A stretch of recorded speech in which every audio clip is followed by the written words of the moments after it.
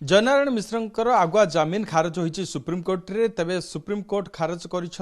बाबद में आम अधिक आलोचना करवा सार्थक नायक जयनारायण मिश्र तरफ आईनजीवी सुप्रीमकोर्ट रे से लड़ुते सहित आलोचना करवा प्रथम ओटीवी को स्वागत करुच्ची जयनारायण मिश्र प्रथम तो हाइकोर्ट रु जमीन खारज होता है सुप्रीमकोर्ट आसी आश्वस्त मिलला ना कौन कह देखो एंटीसिपेटरी बेल फाइल हुए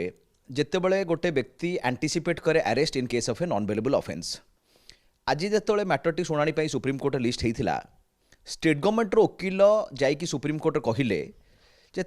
custodial interrogation is not necessary तेणु आगुआ जमीन से फाइल हुए जो गोटे मनुष्यटी एंटीसिपेट करे जो स्टेट गवर्नमेंट कहले इंट्रोगेशन इज नॉट नेसेसरी तेणु आउ एंटीसिपेटरी बेल किसी मूल्य ना तेणु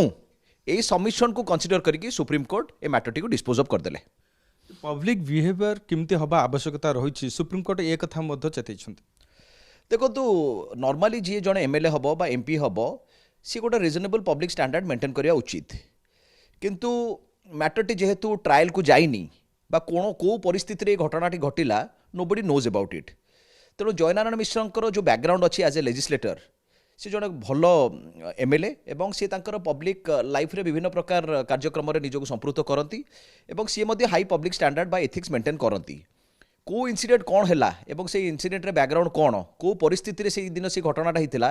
ए विषय में भावुँ जयनारायण मिश्र ही बेस्ट कहींपर I am not the best person to comment on that एबे जयनारायण मिश्र कौन नेक्स्ट ऑप्शन रहिबो किसी ऑप्शन नहीं ये एफआईआर टी बहुत दिन पूर्व रजिस्टर होता मोर प्राइमा फेसी व्यू अच्छी it is a politically motivated FIR और एफआईआर रजिस्टर हो सारापर वर्षे 1.5 वर्ष पर्यंत कौन कार्यानुष्ठान ग्रहण करागला ना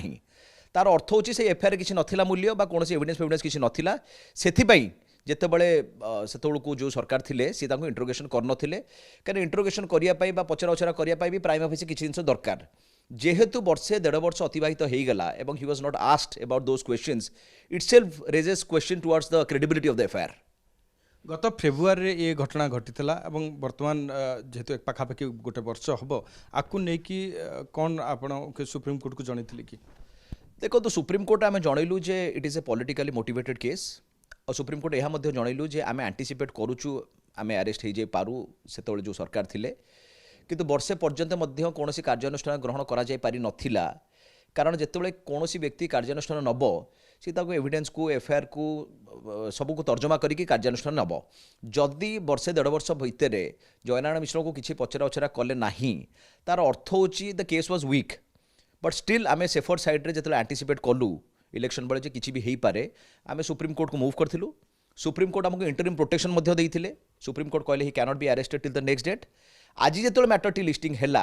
स्टेट गवर्नमेंट काउंसिल स्पष्ट भाव में सुप्रीमकोर्ट कहीदेले जे Jayanarayan Mishra custodial interrogation is not necessary तो जड़े नेता बा जड़े लेजिस्लेटर कौन बिहेव हवा आवश्यकता रही से विषय किसी डिटेल्स कहले कि देखो तो सेटा जो ऑर्डर तो बर्तमान आसीनी जितेबाला ऑर्डर टी आसो ऑर्डर प्रिंट आउट पढ़ी सारापर ऑर्डर पढ़ी सारापर मुझे विषय किसी आपको कहीपरि जेपर्यंत ऑर्डर किसी हैनी बा आम देखिनु ऑर्डर को से विषय में टिप्पणी देवाक चाहूनी बहुत बहुत धन्यवाद निश्चित भाव देखु जे आम गोटे यह कहीपर जे सुप्रीमकोर्ट सबकि विचार को नेबा परे राज्य सरकार निजर पक्ष रखी कौन से आरेस्टर आवश्यकता ना बोली राज्य सरकार स्पष्ट भाव कहवा ये मामलाटी खारज होइछि।